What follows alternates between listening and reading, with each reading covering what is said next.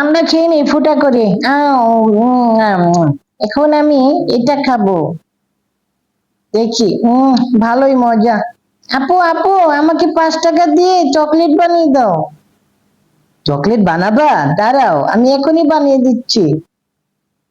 এই চিনি দিয়ে এখন তোমাকে সুন্দর করে আমি চকলেট বানিয়ে দিব। তুমি খেয়ে মজা পাবে, অনেক মজা।